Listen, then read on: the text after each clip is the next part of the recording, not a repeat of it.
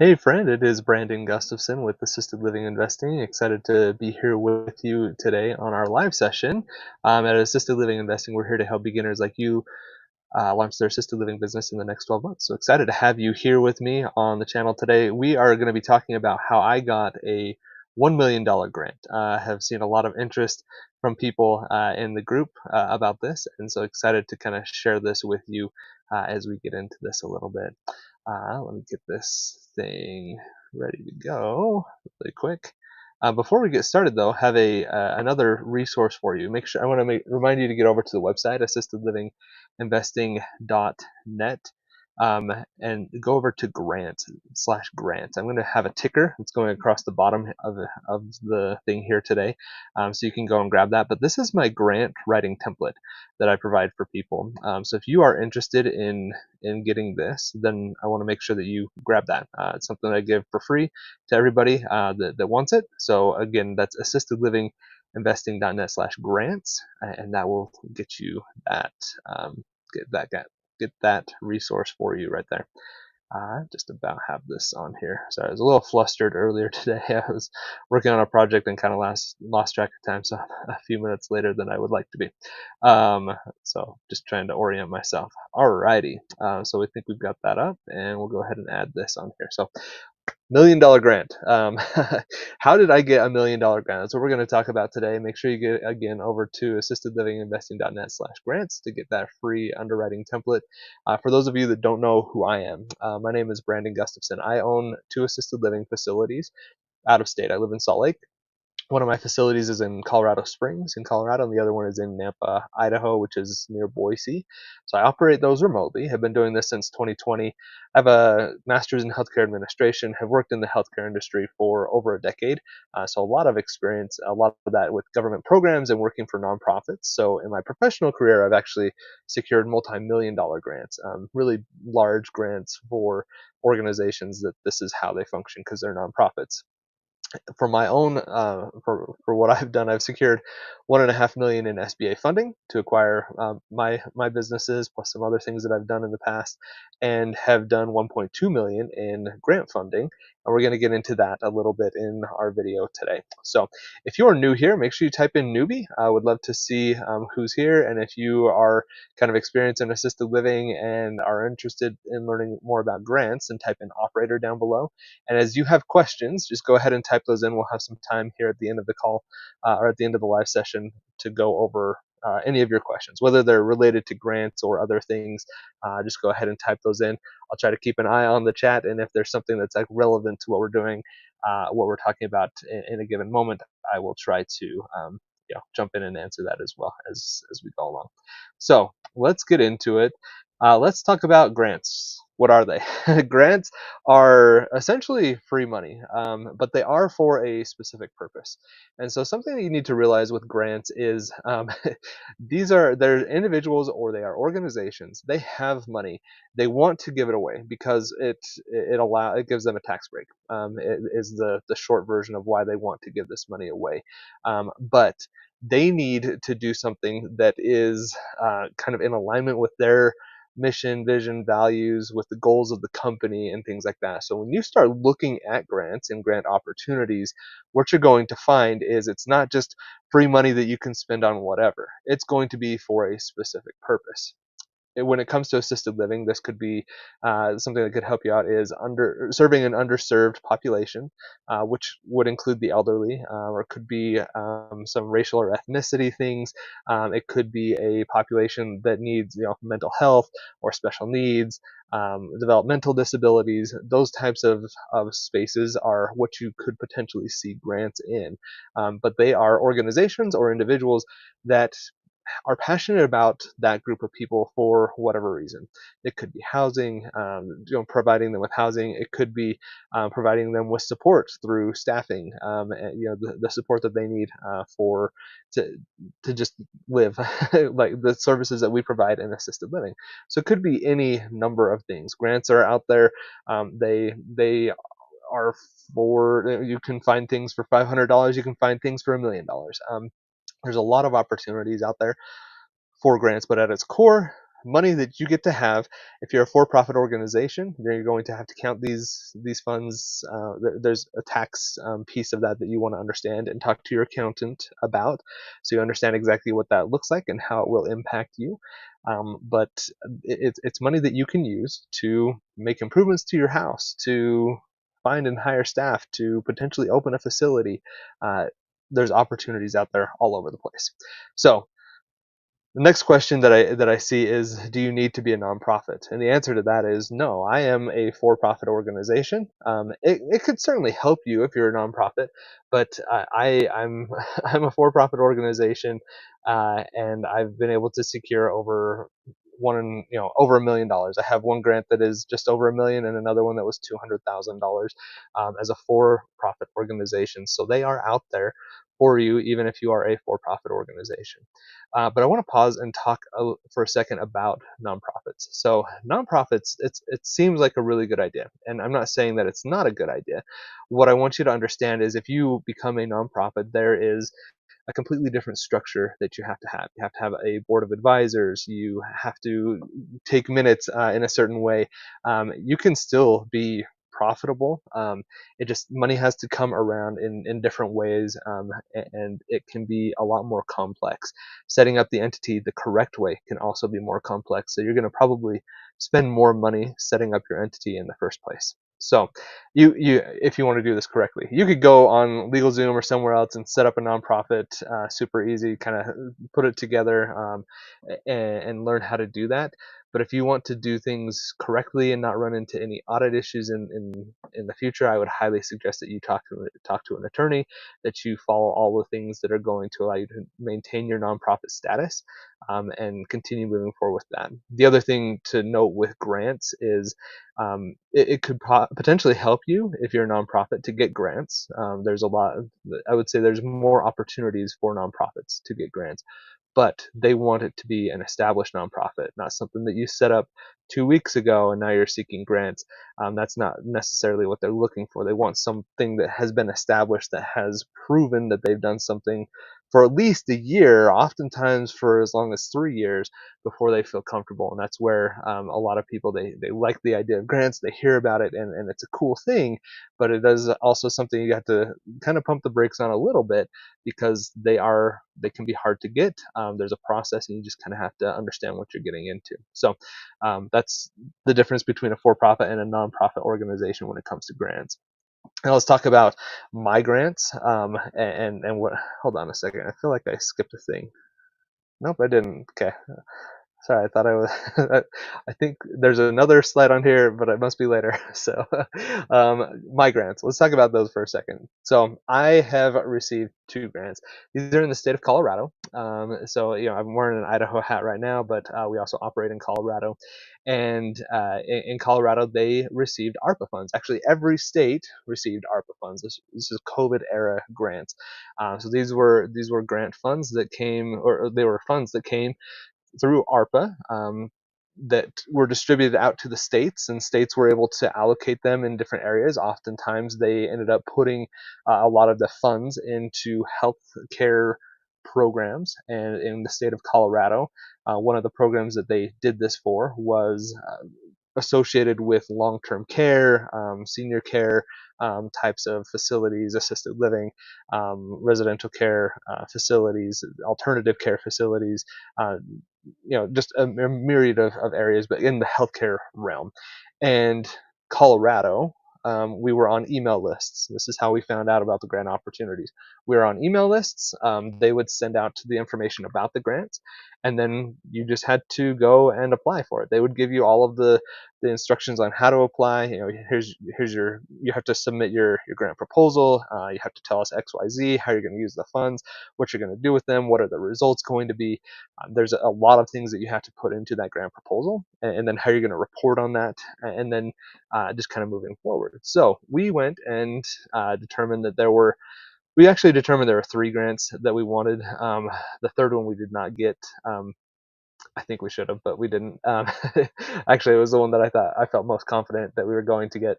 But the other ones are the ones that we got. And one is called Dollars to Digitize, and it was to allow us to digitize a lot of what we do inside of the facility, buying new laptops and iPads, getting electronic healthcare record set up, printers, fax machines, just things that you would need to turn everything that you have from paper. And this is actually a thing that you have to be concerned with as a small facility, because sometimes you don't know what you're doing, and you just do paper stuff with your pharmaceutical records and your resident notes and things like that.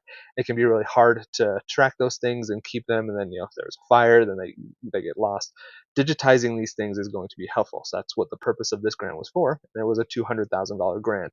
The bulk of that was to pay an EHR vendor to create a system for us. The other one was what is called the Single Occupancy Grant, and it is intended to create more single occupancy and promote health. The idea with it is we create more single occupancy spaces within the home, so that it decreases the spread of disease, like COVID, and also that it would allow us to create more autonomy and give the residents a little bit more personal space and things like that. Which in a home like ours that we have in Colorado, which is an old 4-story home that was built in the 1890s, that has a lot of shared rooms, this is actually really beneficial for us to be able to utilize. And this is $1 million grant, and we're using it to upgrade the infrastructure of the building and to create some of these single occupancy spaces within the house as best we can. We're not able to create like single rooms, it just doesn't work for us, but we are able to create privacy walls that are like permanent, and they go up almost all the way to the very top of the ceiling, that don't impact sprinkler systems and things like that. There's a whole process that goes into it. So if you're interested in learning more about that and the specifics of the single occupancy grant that I have, just type in single occupancy down below, and I can do a video that's kind of specific to that as we progress on that grant.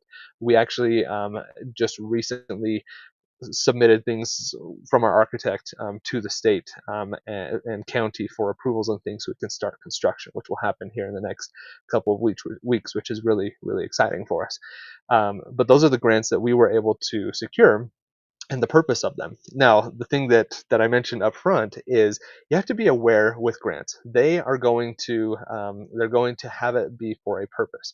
So these two grants, one is Dollars to Digitize. It is specific to digitizing the things within the facility, to move us over to that that type of medium.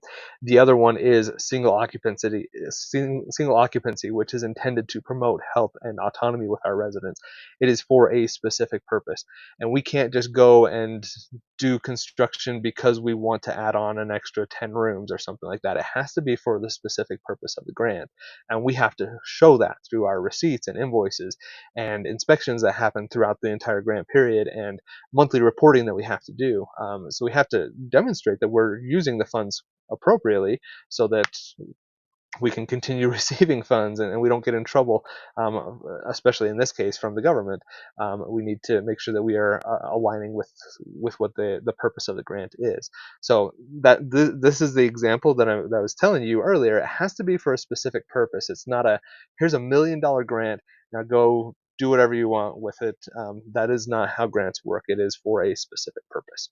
So let's get over here. This is how you find a grant and creating your proposal. This is the slide that I was looking for that I couldn't find. So how do you find a grant? There are two incredible resources that I have, well, not that I have, that that you have available to you to help you find grants.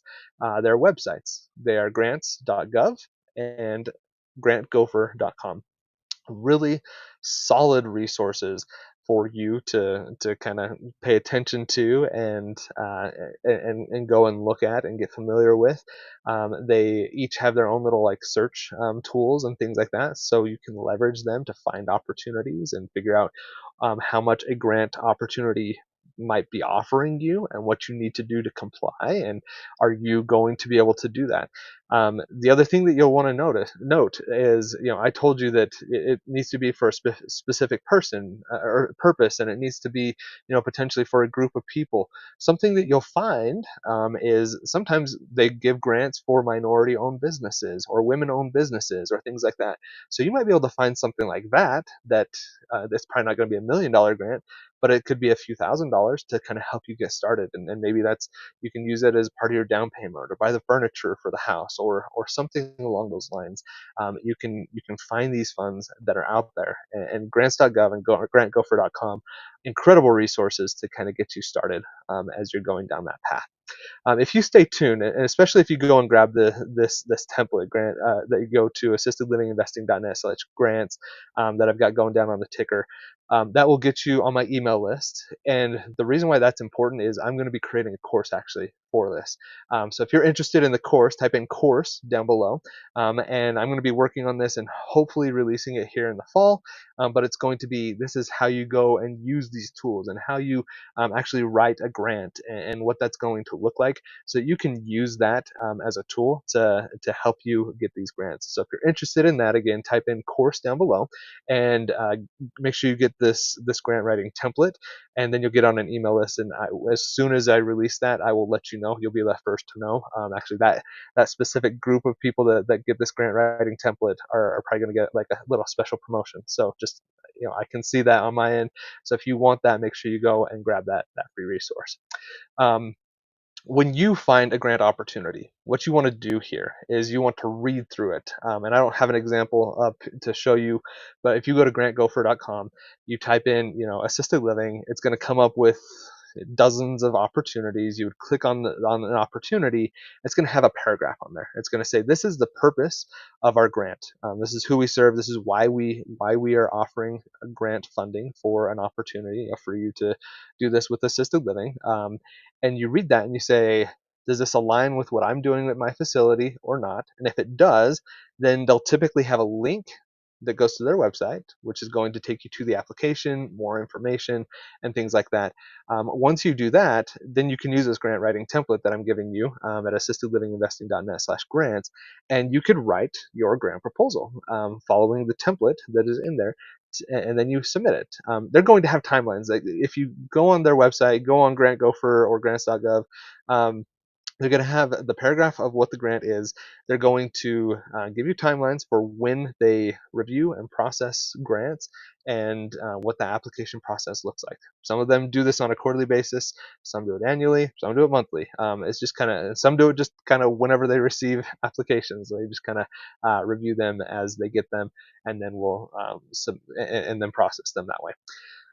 But that's how you find a grant. That's how you put together a grant proposal, and then once you get it, then you just kind of have to make sure you're staying in compliance with that grant to kind of help you along the path, so that you can continue receiving funds and that you're using those funds appropriately, and you don't get any weird audits or anything like that. You want to avoid all of that stuff. But that's kind of how those work. During that funding period, you submit the grant application. They say, yes, we want to work with you. At that point, most grants do not just give you a blank check and say, here's $5,000, here's $1 million, go use it however you want and put it in your bank account. Rather, they will do it on kind of a reimbursement type of a model. And so this is not always the case. So you may get somebody that says, here's $5,000, we like what you're doing. That could be the case. In the grants that I have, it is much more of a reimbursement model, and so I have to do monthly reporting for my single occupancy grant. For the dollars to digitize, it was a quarterly report, but I had a regular cadence of reporting that I had to do. And then once I did that, we have to demonstrate the use of those funds. How are we using them? Did we pay a vendor to go and actually build the system for us? I've hired an architect firm to take care of stuff. Are they actually doing things? Do we have the plans that they're doing? So you have to kind of show proof of the use of those funds so that they feel confident enough to reimburse you. And then you just want to document everything. And this is a great recommendation for you owning an assisted living business as well. But you want to document every single thing that you do as you go through the process. because that's what's going to allow you, if in the event that there is an audit, and you want to avoid that. If you have documented everything, it's going to make it so much easier to hand that over, and get outside, and not have to deal with anything from that standpoint. That's what you expect during the funding period. At the end of the grant, there will also be kind of like I don't know, it's like an after action review type of a report. It's like your monthly report, just a little bit deeper here, that regular report, just a little bit more in depth. They want to see how you use the funds, the impact that it had. The reason why is a lot of these organizations, they end up being nonprofits, or they end up being trusts, and they are actually really interested in seeing the impact that their money is making in the world. And so you want to kind of track that and say, we saved 10 jobs because of this grant, or we created 10 jobs, or we were able to touch the lives of 20 of our residents at our facility, or 10, or whatever number it is, and this is how we did it, XYZ. So they like to see that stuff. And so when you're documenting everything as you go through it, you're doing that regular reporting. That end of grant reporting that you do is actually going to be really simple to kind of get through. So hopefully that has been helpful for you, giving you kind of an overview of how I got my $1 million grant, how we've used it, and how you can go about finding grants yourself to see what you're looking for. And if you are, again, interested in learning more about grants, make sure you go get the grant writing template, assistedlivinginvesting.net/grants. And if you are interested in getting a course, just type in course down below. I am going to be creating that, and we'll hopefully have that out at some point. So some of you that are watching this, once we get that course created, we'll put a link down below in the video on YouTube. So make sure you go and grab that. I want to remind you to like the video, subscribe, and ring the bell as well, so you get notified every time we go live. We do this on Tuesday afternoons, and we also do content on Thursday mornings that we put out there. And Elena, thank you for that comment. Make sure you grab that grant writing template, and then you'll be on the email list, so that once I drop that course, you'll be the first to know for that. So I don't have it created just yet, but it's something I'm going to be working on, hopefully over the summer, and releasing here in the next few months. Okay. Anyways, if there's any other questions, please type those in below. I've got a few minutes to answer any questions that anybody has, grants, not grants, whatever questions that you have. But I want to thank you for being here and watching.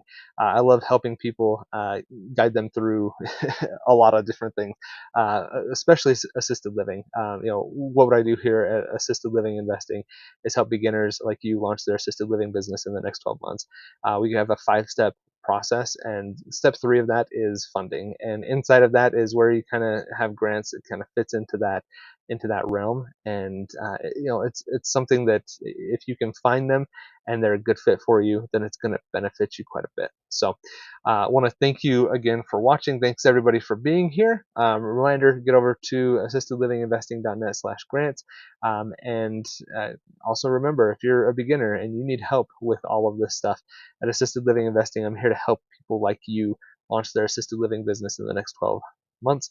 If you want to learn more, go check out our mastermind program at assistedlivinginvesting.net/mastermind. Take you through everything. It's a year-long program.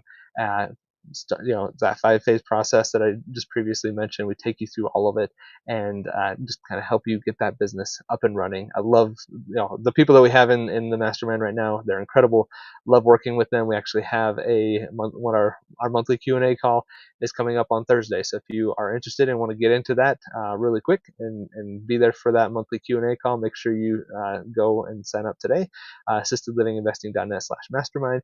You can get in there, make sure you're on there for the call, and start getting some extra benefit there right off the bat. So I want to thank you again for watching, and we will talk to you next week.